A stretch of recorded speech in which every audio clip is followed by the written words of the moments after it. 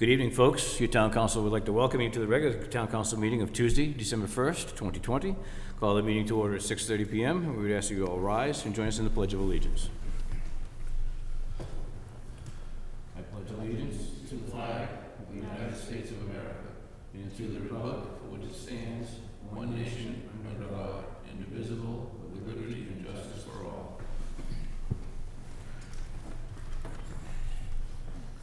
Ms. Hayes, would you call the roll, please? Councillor Blow?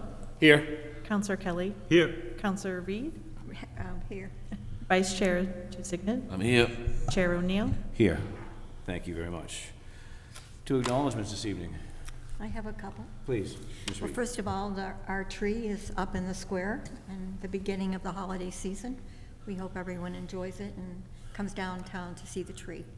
And secondly, I'd like to thank our council secretary for the great job she's doing on the minutes. It's very helpful to read them and to remember what we talked about and what we're going to talk about. So thank you, Jen. Excellent, well done. Thank you, Ms. Reed. Further acknowledgements, Council. Having none, to good and welfare this evening. Topics under good and welfare? I'd just like to take a quick moment to thank everybody who reached out to me while I was in my quarantine time. Fortunately, I did test twice. I tested again on day 14, and it was a not detected test is how they phrase it, so it's a negative test. I can't stress enough how important it is to be vigilant with the wearing of the masks, in which we truly appreciate your cooperation with when you attend meetings and here in Town Hall, as well as washing your hands and following the CDC guidelines.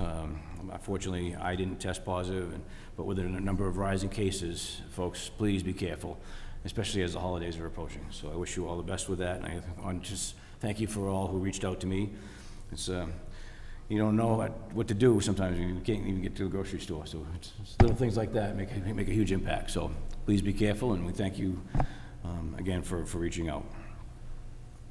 If there are no other topics on the good and welfare, to the acceptance of minutes.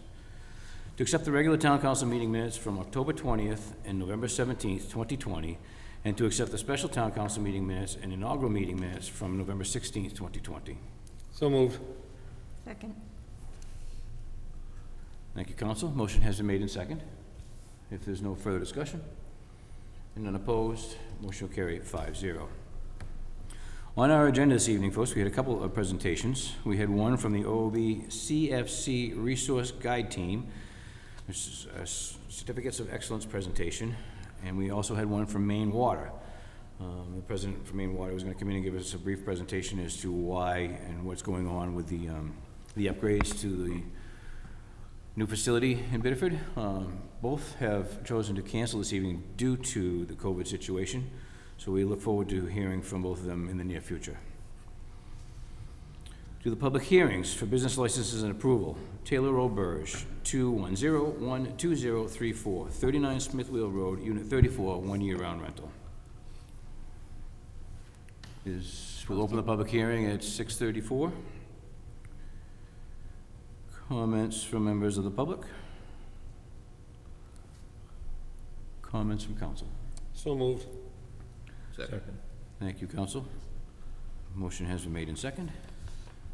If there's no further discussion and none opposed, motion will carry 5-0. We'll close the public hearing at 6:34. Brings us to our town manager. Hey, report. thank you, Chair O'Neill. Good evening. Good evening.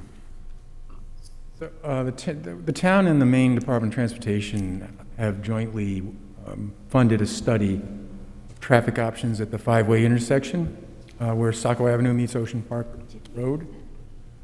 We've engaged Goral Palmer Engineering to do the work on the study and to present alternatives for improving safety and mobility at that intersection, which has obviously been a very, very challenging intersection for many years. So we do want to get input from residents regarding the proposals, the options, and Goral Palmer has put together 3 or 4 conceptual options to begin the discussion. And for that purpose, we're going to have an informational meeting on next Wednesday, December 9th, beginning at 6:30 p.m. We're going to conduct that meeting virtually via Zoom. And for those who want to participate or hear the meeting or give input, just go to the town's website. And on the homepage of the town's website, there's the meeting calendar. And under the meeting calendar, you'll find the December 9th meeting. You just click on that, you'll be getting instructions about how to sign on to the meeting. So I want to encourage people to do that.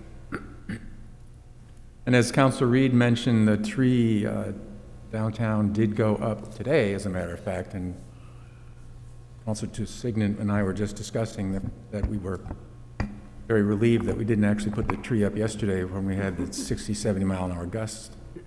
So I don't think it would have been standing here today, so. But it looks great. The lighting hasn't gone on yet, but it's a nice shaped tree. And the lighting will take place this coming Saturday, December 5th, at about 4:30. And Santa's actually going to be making a little bit of a different appearance this year. And I'm going to ask Jen Hayes here to, since she knows a lot more about it than I do, tell us about that. Thank you. So with an assist from the Old Orchard Beach Fire Department, Santa's going to be driving and doing a wave throughout the town.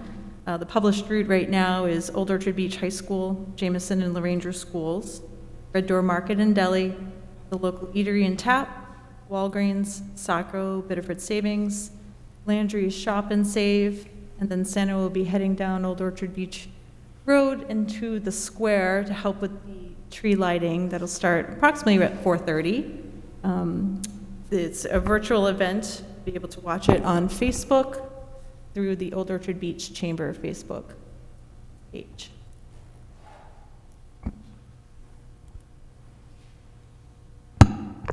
Thank you. And I want to remind again tonight our residents about the parking bans policy here in town during winter storms.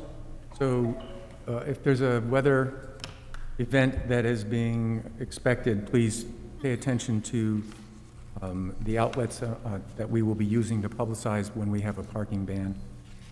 And that will include the television stations, radio stations, the town's website, the police department's website, our Facebook page. You can also get email notifications from the town.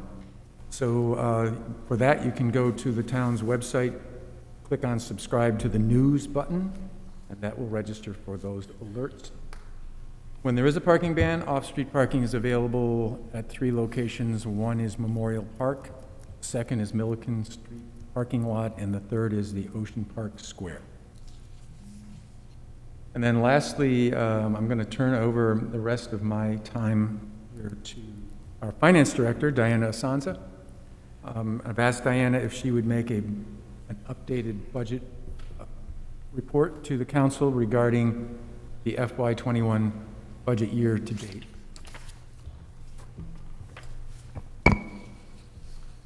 Thank you. Good evening and welcome. Thank you. All right. So I prepared a few slides to go over the current financial status through November for revenues and operating budget. I'd also like to go over how the town was positioned as it started the new fiscal year. This was important because of the economic crisis that we, have started in March and the pandemic. Based on that, back in March, I started to closely monitor the town's cash flow projections and position to make sure that the obligations would be met not only through June 30, but also through September when the first tax installment would be due. So the first slide I'll show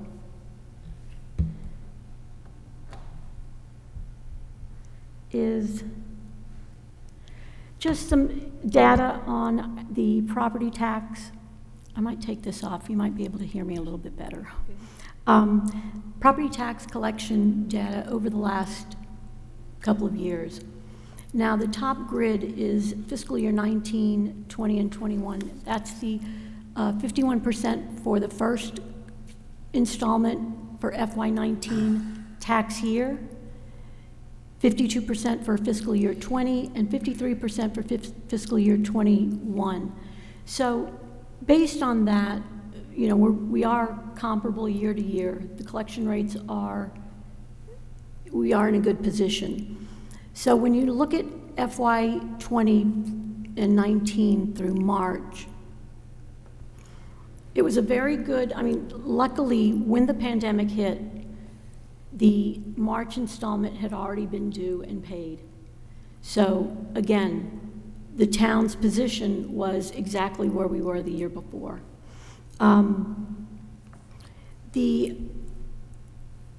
By June, though, you'll see that there was a bit of a lag between 19 and 20 at 97% and 95% in FY 20. The bottom grid, if you can see it, it's some additional data. There's a lot of numbers there. But for FY 21 through November, what I was trying to capture there was the outstanding taxes for FY 21, 30 million, which is the commitment for FY 21 plus any outstanding prior year taxes, and the collections through November brought us to 54% collection rate. We were in line to where we were a year ago at 54.7%. So our property tax collections are keeping up to where we were in prior years. That's very good news. This was all, again, making sure that monitoring that cash position was very important, because based on what we didn't know in March, April, May, where in case there would be a revenue shortfall, any gaps that may need to be bridged, we were looking at, you know, would we need to borrow? Would there need to be interim borrowing in anticipation of tax revenue? So where we're sitting right now, I don't foresee that. At first, way in the beginning, I thought maybe we would at the end of the year, January timeframe. By this, I don't really see that, not from what we, you know, seen so far. So the next slide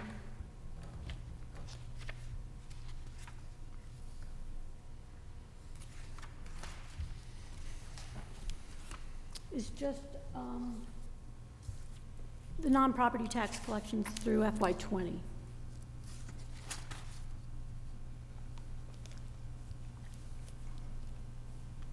So you'll see going down the categories, pretty much year-to-date exceeded budget, almost actually all the way down every category. Motor vehicle excise at 116%, and you know, and on. I won't go line by line, but you can see that they exceeded budget.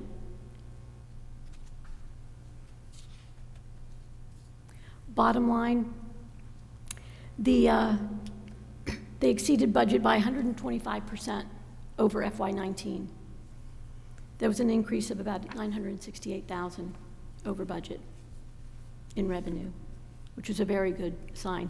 And keeping in mind, it's very important to make sure that you are positioned properly for July and August, because starting in July and August, you do have large expenses, you know, summer seasonal wages, summer seasonal services.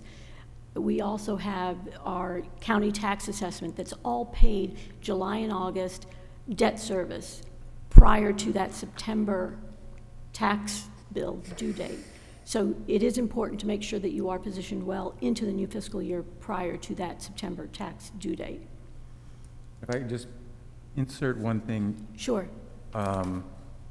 This FY20, of course, means that what was collected through June 30th of 2020 for the last fiscal year. And I think the important piece here is that those months of, as you all know, we all know, the months of May and June and April, if you throw that in, there was not a lot of activity going on downtown. It picked up in July and August, but there was very little activity. And so we still, with that and with respect to building permits, and the motor vehicle excise tax dropped off quite a bit in the last couple of months too, because people were given an extension for not having to pay them. So even with that, we still had a very solid, robust year for revenues.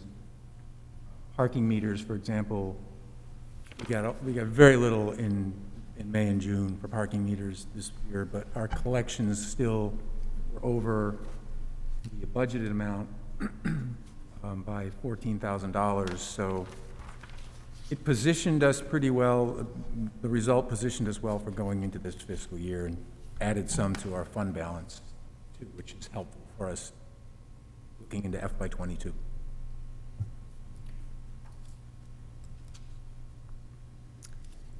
So the next slide is going to just show a comparison between the 2 years. At the same time, in November, where we were in FY20 and where we are now currently in FY21. And as you can see, we're really, again, there's no surprises there. FY20 at 55% for motor vehicle, we're at 60%. And when you look at the dollar amounts, even though we budgeted a lot lower in revenues this year as compared to last year, we are meeting that budget. There are some, large increases in our, as you can see, in homestead exemption as well. So again, there's nothing that really jumps out at me or Larry that really concerns us. On this slide, the homestead exemption, the reason it is so much greater this fiscal year than last year, and that's 100%, that's all we're going to get, those numbers for this fiscal year, is because the state increased their contribution to the homestead exemption this year. Instead of 50%, they're paying, I think it was 70. So that's why that number increased, and we budgeted something close to that, because I didn't think they were going to play around with homestead exemption. Then revenue sharing, you can see that it's the number is the same FY20 through FY21, which is surprising. I'm really surprised by that. And I believe it represents that despite the pandemic, retail sales the state was relying on for that particular installment stayed fairly strong. And so we are going to end up somewhat above, I don't know how much above, what we collected, what we budgeted for state revenue sharing that I wasn't anticipating that we would do. And then the other one, tax interest, just the second line down. That's higher than last year, really because we had remember there was one outstanding tax-acquired property that we finally sold this year. The owner had passed away. It had been in foreclosure for 20 years, and so the interest had built up substantially, so that reflects the interest payment on that property.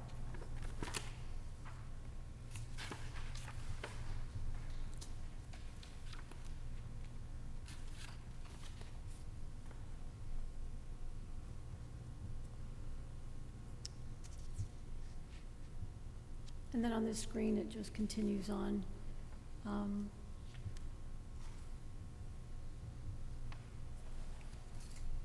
Parking meters is already at 92% of budget. Parking fines at 97%. So at this point, we are higher at 2.5 million to where we were last year at 2.4, so slightly higher. So on the parking meters, we really reduced our projection for this fiscal year in parking meters, because going into the fiscal year with the pandemic, we really had no idea where we were going to be. So you can see that the collections are down significantly as a percentage of the total, from 345 to 230,000. But I think we were actually on target in terms of our reduced budget projection there, because we're at 92% collected versus 87% collected. So we hit the mark right in terms of projecting lower than we had anticipated, because it's basically the same percentage for that period, which is when most of the revenues are collected, is the summer months. So I was really pleased to see that we hit that. And then the other piece to point out there would be, Diana mentioned the parking fines. We actually did better there than we thought we would. Again, we collected less because we didn't expect as much business, and there wasn't as much business, but fine revenue based on our projections still stayed fairly strong. And the building permits is the other significant one on this page, which just indicates, as we kind of all know, that so far anyway, the economic activity in terms of home construction and improvements and those kinds of things has stayed pretty steady despite the pandemic. So again, in terms of revenues, I think for this FY22 budget ahead, we'll be going in a good place. We won't be having a deficit of any kind going into that FY22.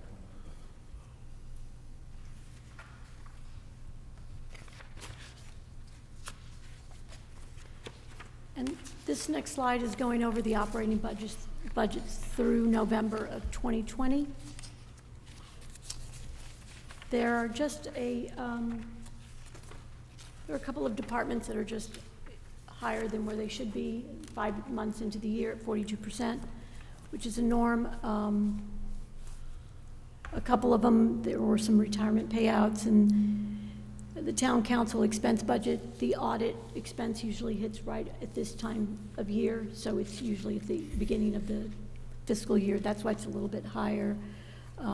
The town clerk's expense was a little higher because of the election, which is a large expense. But again, overall, as we go through, it's at 45.7%. And the last items on here, you'll see the transit district at 100%, service agencies, debt service is already at 83%, so there are some, again, the York County tax assessment is at 100%. Can you go back one slide? Sure. I just want to point out the second line down, parking enforcement expense. If you look at the year before, $112,000 because we had a full complement of parking control personnel for last year. This summer we cut way back, so it was only $30,000. But if you remember, going back to the revenues, for that $30,000, we actually did pretty well in terms of the parking fine collections being up there at 90,000. So that was in part because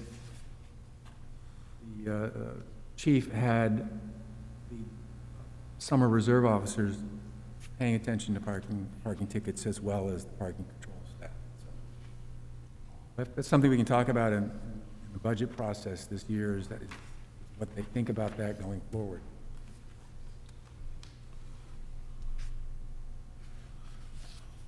And the lifeguard expense is the other one. Sorry. Go back. Third one down. Sure, as luck would have it, so this year, even though the traffic was down, but the beaches still they're busy. But this year, lo and behold, we had a full complement of lifeguards that we have never had in the past since I've been here. And so the expenditures were right up there this year, and that would be a good pattern to continue going forward, and I'm hoping that we end up being able to do that, have that return for the number of lifeguards that we have as we get into a more normal summer pattern.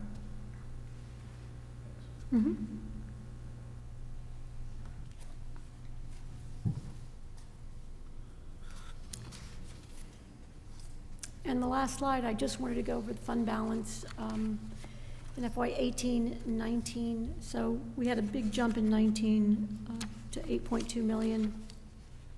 And the estimated fund balance for FY 20 is going to be a little over 8 million again. So it really hasn't changed, which is good news, especially since we did take 1 million for this year's budget from fund balance. So then the 8 million reflects the 1 The million. 1 million that we've we've taken, yeah. used, So- yes. So that's 500,000 more than we've been using in fund balance. As you remember, we put that towards the infrastructure project at West Old Orchard and Fern Avenue, that 500,000. So even with that additional 500,000, we're going to be no less than the 8.2 million fund balance, which again puts us in a good position going forward, because on the, I don't know, are we going to talk about, oh yeah, on the CIP side, if we're going to maintain the effort to try to be around 2 million capital expenditures, this year we were at 1.7, last year we were at 1.8, 1.7, something like that. But this year we used $500,000 to get it to that 1.7 fund balance, to get it to 1.7. So if we're going to keep at that pace, which we need to do, really, in terms of staying on top of capital needs, having a decent fund balance will help us. I think if we need to cushion it a little bit to keep that going, will help you guys make that happen. We should know, I should know more final numbers as soon as the audit is completed, but that is a conservative estimate at this point. And that's all I have. Very, Any very well done, questions? thank you. Can I ask a question? Please do. Any questions you might have? Sure.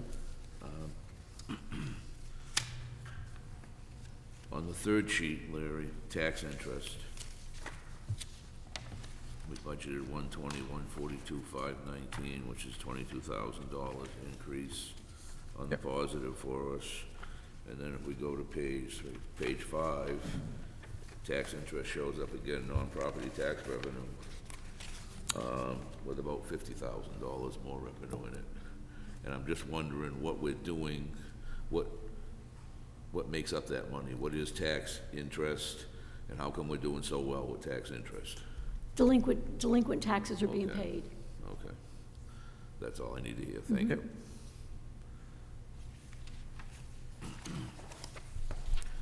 Nice job. Thank you.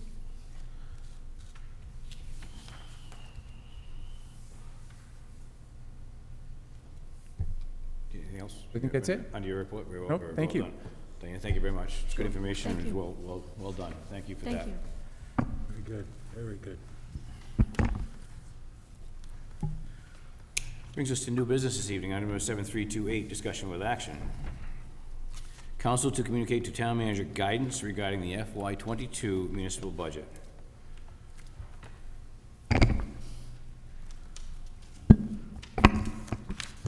It is good to know that we are, and very fortunate to be in the situation we're in, given the hard times of the last season for the businesses, and our guests as well. So it's very good information to have, obviously appropriately timed.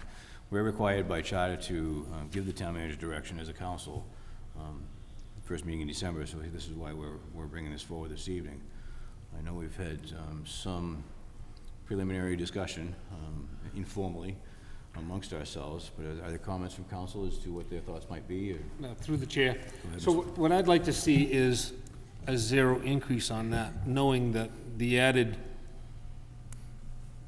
building in town will help increase property taxes coming in, correct, Larry? Yeah, in fact, that's one thing, if you don't mind me just following up on Diana's presentation, that I meant to bring up and I didn't, which is the valuation, looking ahead at our valuation for FY '22.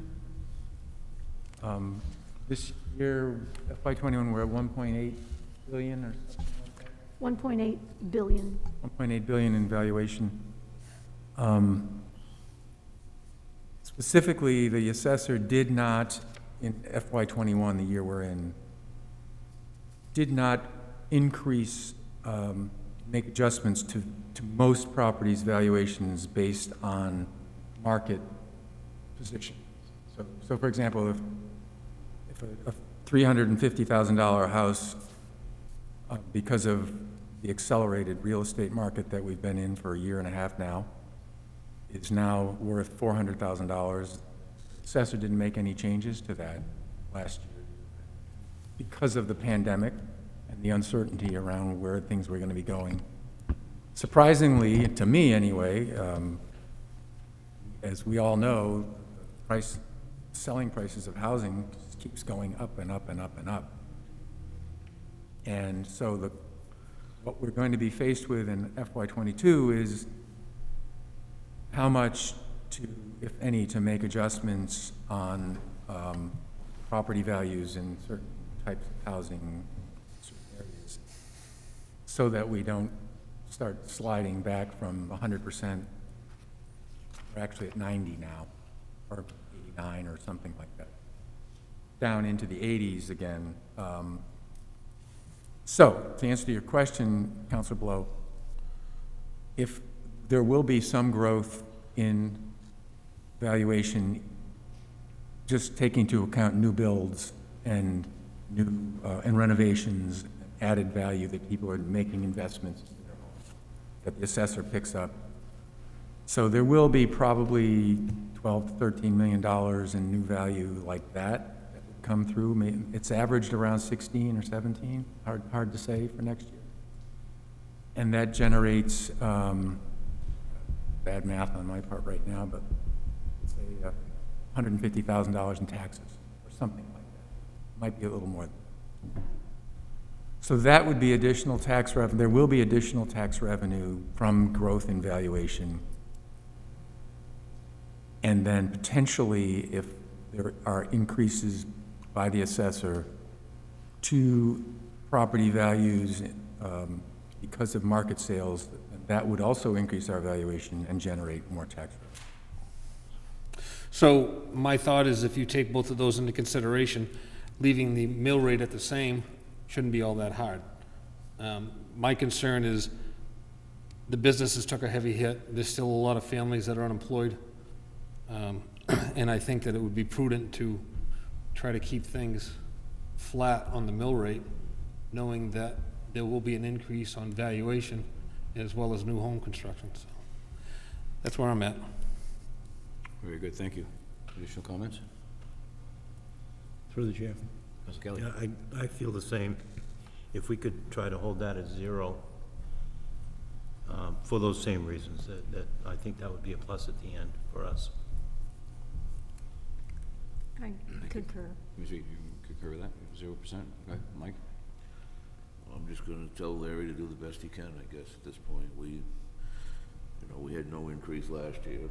I'm not endorsing an increase this year, but no increases 2 years in a row. Well, we did, because the extra money that was coming in was added to the budget. So there was technically an increase. It may not have been an increase in the mill rate, but there was still an increase in the amount of money that the town used to operate. Yeah, well, So,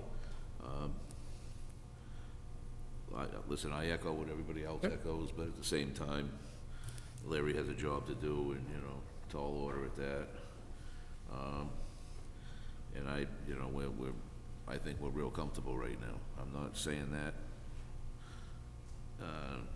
wisely now, or to be facetious about it, but we're in much better shape than I thought we would be, to be honest with you. I've been asking about it here for a few weeks, and I'm glad to see the report tonight, and the report looks very well.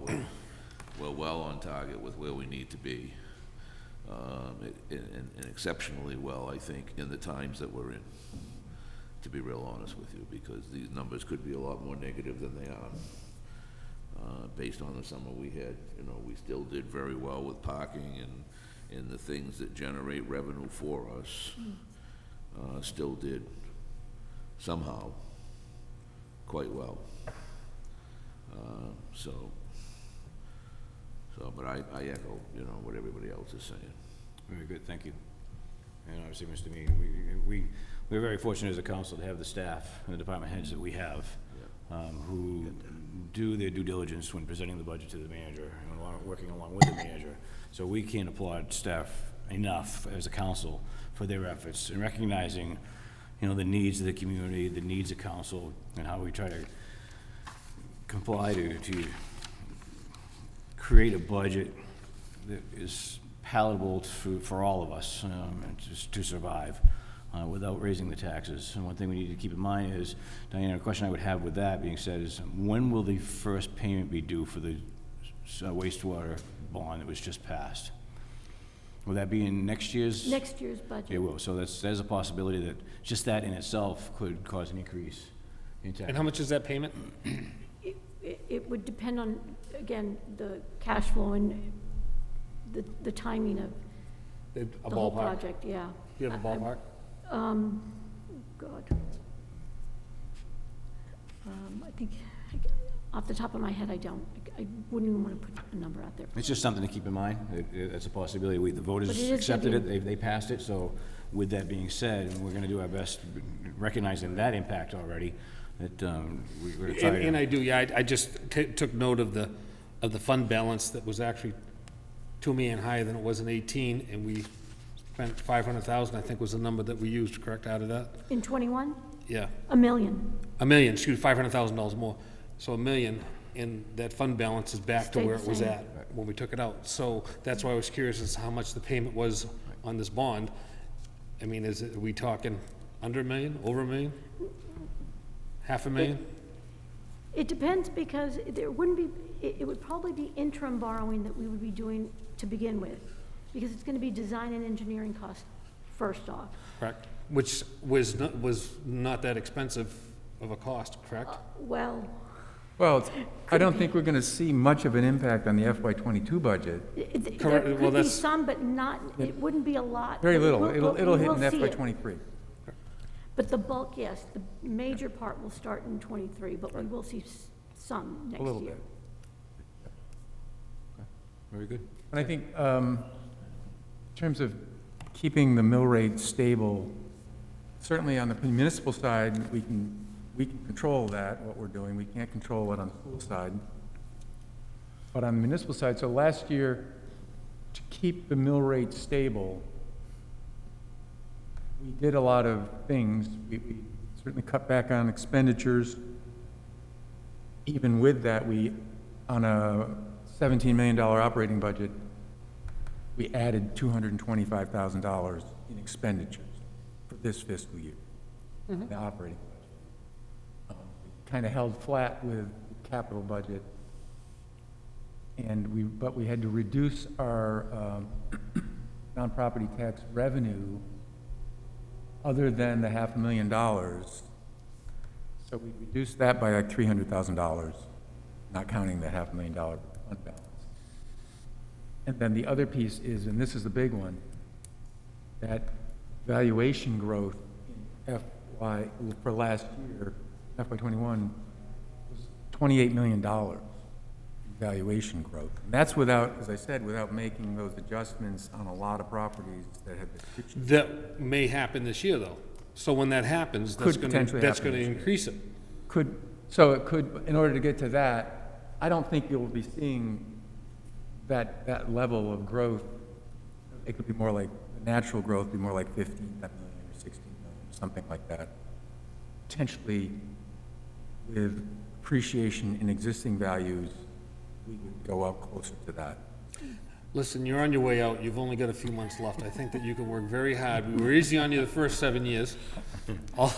All the departments got pretty much what they needed, and they did very well, and we did well at keeping the budget and the mill rate where it's at. So I think you can do it. So I love it when you challenge me. Okay. So to summarize, Council, as this is a discussion with action item, the chair would entertain a motion to direct the town manager to do his best to have a 0% increase in the mill rate tax increases for next year, and to keep council apprised to anything that would impact the inability to accomplish that. I think this sounds like a good motion. Yep. We're talking on the municipal side, right? Is there a second? Second. Thank you. Sean, that was your motion? No, I entertained, I drafted the motion, just summarizing whatever. Whose motion folks. is it? So Kenny Gotta made have the a name. motion, yeah. Kenny made the motion, Yeah, I made the motion, whatever Sean yeah, said. and Jay was a second. Jay was a second. Thank you. Thank you, council. If there's no further discussion, and none opposed, the motion will carry 5-0. Item number 7329 this evening, discussion with action, to accept the bids from Morton Salt and Eastern Salt Company and approve the purchase of bulk road salt from Morton Salt in the amount of $52.86 per ton for sodium chloride salt from account number 20151-50515, Public Works Road Salt account with a balance of $78,000. So moved. Second for discussion. Larry, on the sodium chloride, we're not getting anything, is the organically pre-treated stuff, are we getting any of that? Is this all we're getting on this one? I'm just looking at the other bids for different types of salts. That's predominantly what we would be getting,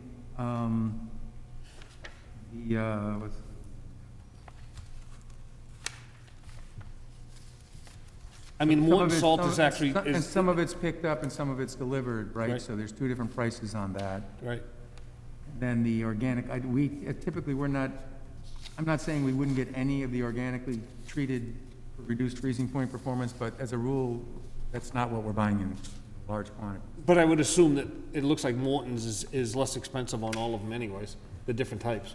So it all come from there, I'm assuming? Yeah, unless at some point they actually, said we can't give it to you right now because we don't have it in stock, and then we would go someplace else.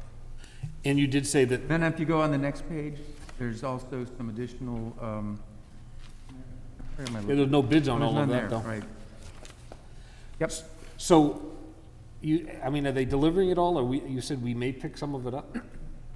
No, usually we get it delivered. I was gonna say for that extra 86 cents a ton, Yeah, we get it. is, Yep. we can't afford to run a truck up there for that. Nope. Okay? I'm all set. There's no further discussion?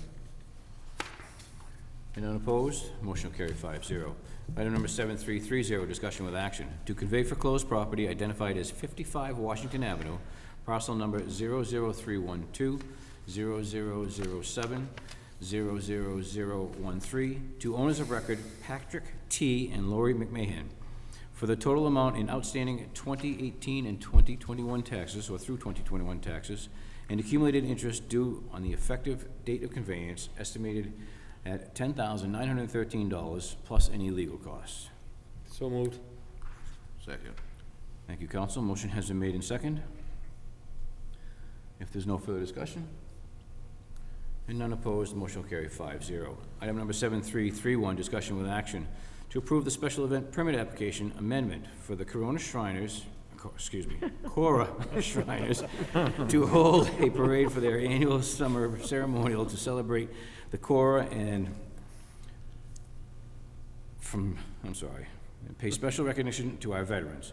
The amendment request is to change the parade from Sunday, June 13th, 2021, from 10 a.m. to approximately 11:30 a.m.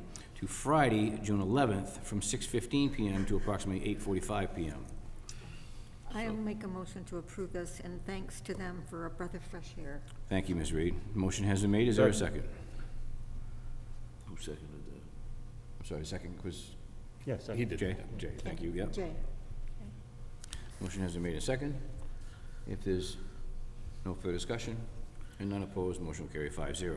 Item number 7332, discussion with action, to set the date of December 15th, 2020, to hold a public hearing for the ordinance amendment in the Code of Ordinances, Section 42202, regarding the use of horse manure containment devices on the beach. Shall the town council adopt an ordinance amendment directing horse manure containment devices to be attached to all horses riding along the beach during the permitted time frame from October 1st through March 31st? And again, this is just to set the public hearing date. Is there a motion? So moved. Second. Thank you, council. Motion has been made in second. There's no further discussion. And none opposed, motion will carry 5-0. Item number 7333, discussion with action, to approve the quote from Stultz Electric to restock a blower, VFD, in the amount of $6,500 from account number 30181-50300, professional engineering services with a balance of $932,332.44. So moved. Is there a second? Second. Thank you, counsel. Motion has been made and second. Is this a budgeted item, or is this something that's come up? Yeah, it's budgeted. Yeah, thank you. There's no further discussion? And none opposed, motion will carry 5-0. Item number 7334, discussion with action, to approve the liquor license renewal for the Alouette OOB Oceanfront Resort Incorporated, doing business as Alouette Beach Cafe, 303-111, 91 East Grand Avenue, MV, with food required in a hotel. So moved. Second. Thank you, counsel. Motion has been made and second. If there's no further discussion, and none opposed, motion will carry 5-0. And item number 7335, discussion with action, to approve the 2-year blanket letter of approval for games of chance for Veterans of Foreign Wars, VFW, post 7997, 76 Atlantic Avenue, from January 1st, 2021 to December 31st, 2022. So moved. Second. Thank you, counsel. Motion has been made and second. If there's no further discussion, and none opposed, that motion will carry 5-0 as well. And lastly, on our agenda this evening, we have an executive session to discuss the labor negotiations. Note that this item discusses labor contract issues related to the Local 2247 International Association of Firefighters, AFL-CIO, CLC union contract as defined under Title I MRSA, Section 405, Section 6, subsection D, and the council anticipated that this discussion portion of the meeting will be held in executive session. So with that being said, folks, is there a motion to enter into executive session? Thank you, Ms. Reed. Second. Thank you, Councilor Kelly. If there's no further discussion, I'll just thank you for attending. Thank you for viewing. I hope you have a good evening. We'll see you in a couple of weeks. That motion will carry 5-0.